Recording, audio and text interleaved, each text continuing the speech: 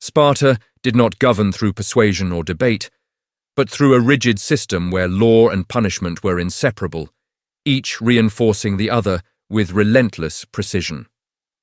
From its earliest formation, the Spartan state treated discipline not as a response to disorder, but as the very foundation upon which order was built, embedding coercion into daily life until obedience became instinct rather than choice.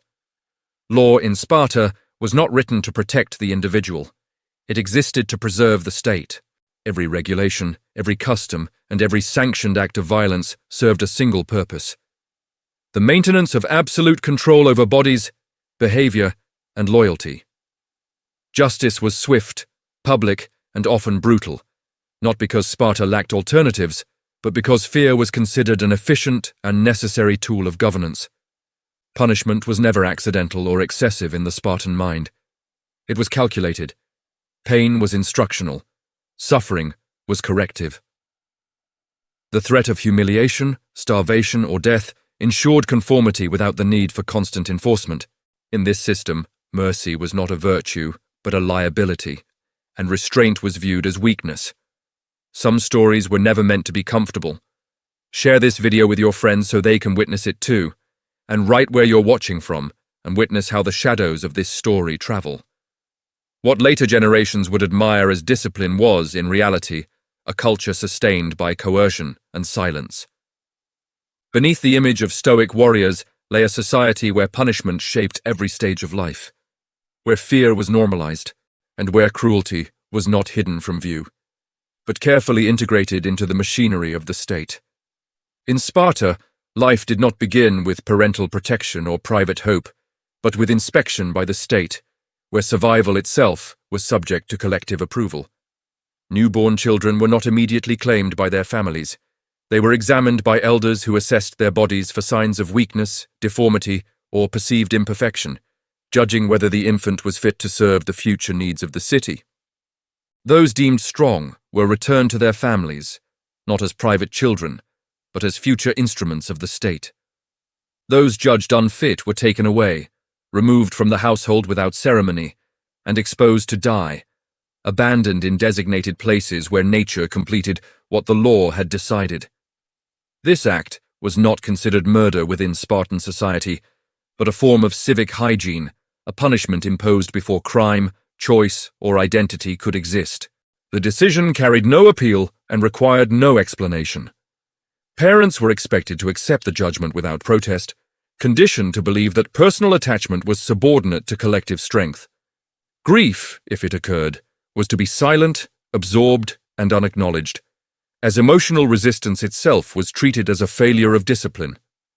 From the first moments of existence, the Spartan system made its priorities unmistakably clear.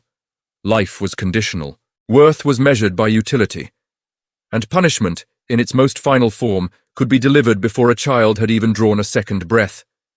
Spartan childhood unfolded under constant surveillance, shaped less by nurture than by the persistent presence of threat. From an early age, children were trained to understand that safety was temporary and conditional, granted only as long as they demonstrated obedience, endurance, and usefulness to the state. Affection was scarce, replaced by discipline designed to harden rather than comfort. Boys entered the agoge not as students, but as subjects of controlled brutality, where beatings, deprivation, and public correction were routine tools rather than punishments reserved for misconduct. Pain was introduced deliberately, not to address wrongdoing, but to establish familiarity with suffering and to remove any expectation of protection. Fear became a method of instruction, conditioning children to associate survival with compliance. Mistakes were met with swift consequences, often administered in front of peers to ensure that shame reinforced the lesson more effectively than physical harm alone. Hunger, cold, and exhaustion were not failures of the system, but essential components of it, used to strip away individuality and replace it with disciplined conformity. In this environment, childhood offered no refuge from punishment. It functioned instead as a prolonged initiation into a society where violence was normalized. Vulnerability was dangerous, and endurance was the only acceptable response to authority. Hunger in Sparta was not a consequence of scarcity, but a deliberate instrument of control, imposed to shape behavior and measure endurance. Boys within the agoge were intentionally underfed, their rations carefully limited to keep them in a constant state of deprivation, where weakness revealed itself quickly and resilience became a matter of survival rather than choice. They were encouraged to steal food to supplement their meals, not as an act of rebellion, but as a sanctioned exercise in cunning and restraint. Yet the system was designed to punish failure, not theft itself. If caught, the boy was beaten severely, not for breaking the rules, but for lacking the skill to avoid detection. Pain became the lesson, reinforcing the expectation that competence mattered more than morality. Starvation blurred the boundary between training and punishment. The physical toll was constant: gaunt bodies, dulled senses, and an ever-present ache that sharpened obedience through desperation. Hunger stripped away comfort and patience, leaving only instinct and submission to authority. Through controlled deprivation, the Spartan state taught its children a harsh truth. Suffering was inevitable, and survival depended not on fairness or compassion, but on the ability to endure silently and adapt without complaint. Violence in Sparta was not confined to discipline or training. It was woven into religious observance, where punishment became spectacle and devotion was measured in blood. During sacred festivals, young boys were subjected to public floggings at the altar of Artemis Orthia, a ritual intended to test endurance while reaffirming loyalty to both the gods and the state. The beatings were severe and unrelenting, administered before crowds that watched not with pity, but with expectation. The objective was not survival alone, but composure. To cry out was to fail. To collapse was to disgrace one's family and peers. Some endured until unconsciousness, others did not survive at all, their deaths accepted as a consequence of insufficient resolve rather than as tragedy. Religious justification stripped the punishment of moral hesitation. Suffering was sanctified, and the altar, meant to represent divine protection, became a site of sanctioned cruelty. The presence of priests and officials ensured that the violence was orderly, controlled, and officially endorsed. Through these rituals, Sparta blurred the line between faith and punishment, reinforcing the idea that pain was not merely tolerated but demanded, and that even the gods required proof of obedience written on the human body. Beyond the public rituals and visible punishments existed a system of violence designed to operate in secrecy, where terror replaced law and disappearance substituted for judgment. The krypteia functioned as a state-sanctioned mechanism of control, carried out by selected young Spartans who were sent into the countryside under cover of night to hunt the Helot population. These youths were given no formal charges to investigate and no crimes to prove. They were instructed simply to kill, targeting those deemed strong, outspoken, or potentially rebellious. Murder required no witness and no record, and the absence of trial ensured that fear itself became the deterrent. Death arrived without warning, explanation, or accountability. Participation in the krypteia was framed as training, but it was also punishment by proxy, a means of disciplining an entire population through uncertainty and terror. Helots lived under constant threat, never knowing when they might be singled out, while the young Spartans were conditioned to associate obedience with sanctioned brutality. Through the krypteia, Sparta institutionalized violence as policy, normalizing the idea that certain lives existed outside the protection of law, and that punishment did not require transgression, only vulnerability. In Sparta, failure in battle was not met with execution, but with a punishment many considered worse: enforced humiliation that extended for the rest of a man's life. Those who retreated, surrendered, or were deemed to have shown insufficient courage were spared death only to become living examples of disgrace, their existence transformed into a public warning. These men were stripped of honor and subjected to ritualized degradation. They were forced to wear distinctive clothing, shave part of their beards, and accept insults without protest. In public spaces, they were expected to yield their place, endure mockery from younger men, and submit to physical abuse without retaliation, reinforcing their inferior status at every turn. Social exclusion compounded the punishment. Cowards were barred from communal meals, denied marriage prospects, and isolated from political life, effectively erased from the civic body while remaining physically present. Survival itself became the sentence, as each day required submission to shame and constant reminder of failure. Through humiliation rather than execution, Sparta ensured that dishonor lingered visibly within the community, serving as a continuous deterrent and reinforcing the belief that fear of disgrace was as powerful a tool of control as fear of death. Spartan punishment did not always rely on physical pain. In some cases, it operated through social annihilation, reducing individuals to invisible figures within their own city. Citizens who violated Spartan norms without committing overt cowardice, through disobedience, perceived moral failure, or political disfavor, could be stripped of their status and quietly expelled from the collective life of the state. These men remained alive, but no longer belonged. They were excluded from communal meals, barred from assemblies, and denied participation in rituals that defined Spartan identity. Without access to marriage, inheritance, or public voice, they existed in a suspended state, neither condemned openly nor restored to dignity.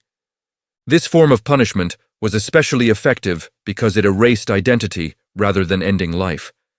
In a society built entirely around communal recognition, exclusion severed every meaningful connection. Survival became hollow, stripped of purpose and honor. By creating pariahs within its own ranks, Sparta demonstrated that loyalty was not only enforced through violence, but through the constant threat of erasure, ensuring conformity through fear of becoming socially non-existent. The punishment of the Helot population extended beyond secrecy and murder into calculated displays of degradation designed to instruct through humiliation. Violence against Helots was not merely tolerated, but ritualized, performed publicly to reinforce their subjugation and to educate Spartan youth on the consequences of disobedience. Helots were subjected to beatings, forced labor under brutal conditions, and deliberate mistreatment that blurred the line between punishment and entertainment. Some were compelled to drink excessive amounts of alcohol and then paraded before Spartan children, their loss of control used as a lesson in what Sparta defined as moral inferiority. Shame became a tool, wielded as effectively as pain. These acts were not responses to rebellion, but preventative measures, meant to normalize cruelty and maintain a permanent atmosphere of fear. By turning punishment into spectacle, the state ensured that submission was reinforced daily, not through law, but through example. In reducing Helots to objects of discipline and demonstration, Sparta embedded dehumanization into its social structure, making brutality not an aberration but a visible and accepted feature of civic life. Spartan control extended beyond men and Helots. Women, too, were subject to rigid oversight and harsh expectations, though punishment took different forms. Spartan women were celebrated for physical strength and resilience, but deviations from prescribed behavior, whether moral, social, or political, were met with calculated correction. Public ridicule, enforced isolation, or restriction from communal privileges became tools to maintain conformity. Marriage, childbearing, and reputation were all monitored, and transgression carried consequences that could alter a woman's entire life. Families were expected to enforce discipline as well, ensuring that women internalized the rules and that shame became a private yet pervasive instrument of control. Physical punishment was rare, but psychological and social pressure proved equally effective, shaping obedience and compliance. Even within their homes, women learned that loyalty to the state outweighed personal desire. Honor and reputation were the currency of survival, and deviation invited scrutiny, censure, and exclusion. Spartan female discipline operated subtly, embedding fear and conformity in daily life, ensuring that power, even among women, remained a careful balance between visibility and obedience. In Sparta, there was no sanctuary for the accused, no court to appeal to, no process to challenge judgment. Punishment was immediate, absolute, and enforced by those in power, elders, commanders, or communal authority, without question or recourse. Law did not exist to protect the individual. It existed to protect the state and its rigid hierarchy. The condemned learned quickly that protest was futile. Silence and compliance were the only safeguards, and even then, survival was uncertain. Punishments, whether physical, social, or psychological, were imposed as necessary, with no expectation of mercy, explanation, or documentation. Death, isolation, or lifelong disgrace could arrive without warning, and all were sanctioned as rightful exercises of civic authority. This absence of due process transformed every act of governance into an instrument of fear. Obedience was guaranteed not by agreement or consent, but by the knowledge that the state's judgment was unchallengeable and that punishment could descend upon anyone at any moment. In Sparta, the law and the lash were inseparable, and the shadow of unaccountable authority loomed over every life. In Sparta, many punishments ended in death, yet the state rarely recorded these deaths.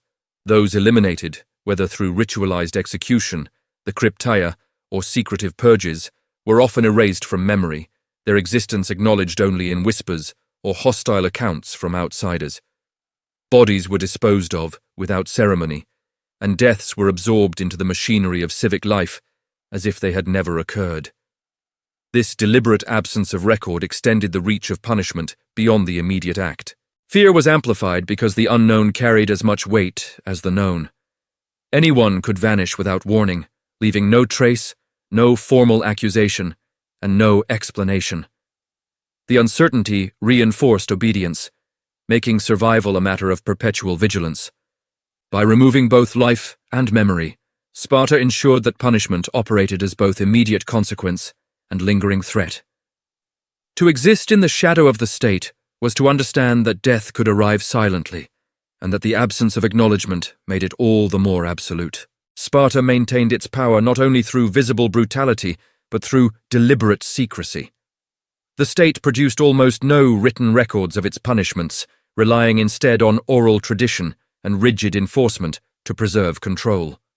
The stories that survived, chronicled by outsiders such as Plutarch and Herodotus, hint at the extremity of Spartan discipline, but they are fragmentary, leaving much of the system cloaked in silence. This lack of documentation was not accidental. It allowed the state to enforce terror without accountability, to control perception as carefully as it controlled behavior. Citizens internalized the consequences of failure not through law or argument, but through fear of the unknown. The knowledge that punishment could strike anywhere, at any time, and leave no evidence. Silence became a weapon as effective as the lash. It ensured that the state's authority remained absolute, that its citizens and subjugated populations could never fully measure its reach, and that the machinery of control operated both openly and invisibly, unchallenged and unquestioned. In Sparta, what was unsaid carried as much power as what was done.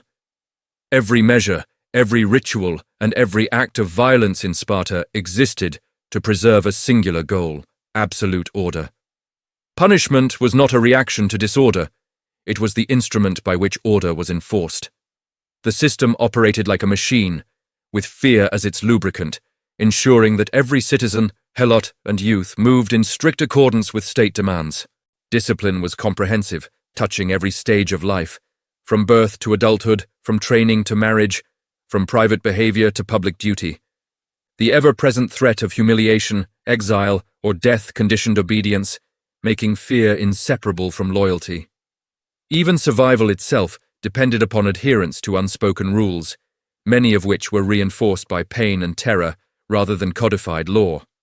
Sparta's stability came at an undeniable cost. The brilliance of its warriors, the efficiency of its society, and the longevity of its dominance were founded on the controlled application of cruelty. Fear was not incidental. It was deliberate, pervasive, and systematic, a tool wielded with precision to maintain the illusion of harmony while exacting the highest price of all, the human spirit itself. The brutality of Sparta endured long after its battles were fought and its walls stood silent. The punishments inflicted, hidden in secrecy, normalized through ritual, and reinforced by fear, left marks not on stone or parchment, but on the bodies, minds, and lives of those who survived. Children who endured the agoge carried the memory of pain into adulthood. Helots, who survived the krypteia, bore the imprint of terror. Even Spartiates, who escaped death or disgrace, were shaped by the constant shadow of state authority. History remembers Sparta as a society of warriors, discipline, and civic pride. But beneath that legend lies a system of control designed to erase individuality and subordinate every aspect of life to the state. Fear, humiliation, and death were not anomalies. They were tools, methodically employed to maintain power. The legacy of Sparta's cruelty is a reminder that order maintained through terror leaves a mark far deeper than any battlefield wound. It survives in the silence of the records, in the fragments of accounts passed down by outsiders, and in the understanding that civilization's strength can, and often does, depend upon the suffering it conceals. Join us and subscribe, because the darkest truths are never taught in classrooms, but are uncovered here.